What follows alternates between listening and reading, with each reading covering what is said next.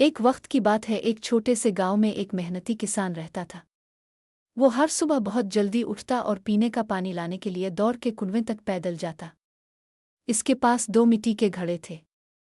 वो दोनों घड़ों को लकड़ी की एक लंबी छड़ी के दोनों सरों पर बांध लेता और वो छड़ी अपने कंधों पर रख लेता। उनमें से एक घड़ा बिल्कुल ठीक था, लेकिन दूसरा घड़ा एक तरफ से हल्का सा टूटा हुआ था। इस दरार की वजह से जब तक किसान घर पहुंचता, आधा पानी रास्ते में बह चुका होता। बिल्कुल ठीक घड़ा अपने आप पर नाज करता था, मगर वो रोज टूटे घड़े का मजाक उड़ाता। एक सुबह वो टूटे घड़े से बोला, तुम्हें देखो, तुम बिल्कुल बेकार हो। तुम्हारा आधा पानी तो रास्ते में ही बह जाता है। टूटा हुआ घड़ा कुछ नहीं बोला। वो चुपचाप अपनी उदासी दिल में छुपाए रहा। दिन गुजरते गए। हर दिन वही बात होती, एक मजाक उड़ाता, दूसरा खामोश रहता। आहिस्ता आहिस्ता टूटे घड़े को लगा कि वो वाकई किसी काम का नहीं। एक दिन वो अपनी उदासी रोक ना सका। इसकी दीवार पर आंसू बहने लगे। इसने किसान से धीमी आवाज में कहा, मुझे मुआफ कर दो। किसान ने नरमी से पूछा, मेरे दोस्त, तुम क्यों रो रहे हो? घड़ा लरसती आवाज में बोला, मैं टूटा हुआ हूं। मेरे अंदर सुराख है। रोज आधा पानी बह जाता है। तुम इतनी मेहनत करते हो, मगर मेरी वजह से तुम्हें नुकसान होता है। तुमने कभी मुझे डांटा नहीं, फिर भी मुझे शर्मिंदगी महसूस होती है। मुझे मुआफ कर दो। किसान मुस्कुराया और बोला, अरे, क्या यही बात तुम्हें दुख दे रही है? फिक्र मत करो, कल मैं तुम्हें कुछ दिखाऊंगा। फिर तुम कभी खुद को बेकार नहीं समझोगे। अगले दिन किसान दोनों घड़े लेकर हस्बन मामूल कुनवें गया। वापसी पर इसने आहिस्ता से कहा, आज तुम रास्ते के अपने तरफ के किनारे को गौर से देखना।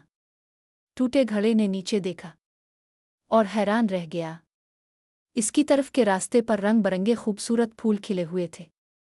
लाल, पीले और गुलाबी फूल हवा में हल्के हल्के झूम रहे थे।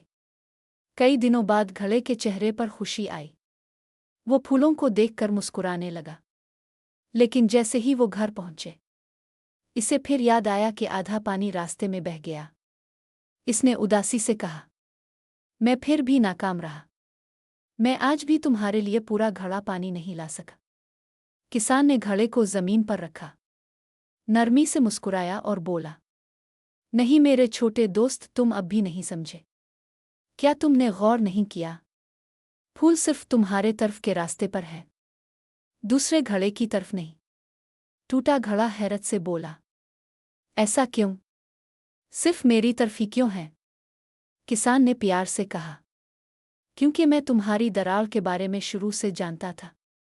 इसीलिए मैंने कई महीने पहले तुम्हारी तरफ के रास्ते पर फूलों के बीज बोए थे। और हर रोज जब हम वापस आते, तुम्हारे अंदर से बहने वाला पानी उन बीजों को सैराब करता। और आज वो सब खूबसूरत फूल बन गए हैं, तुम्हारी बदौलत।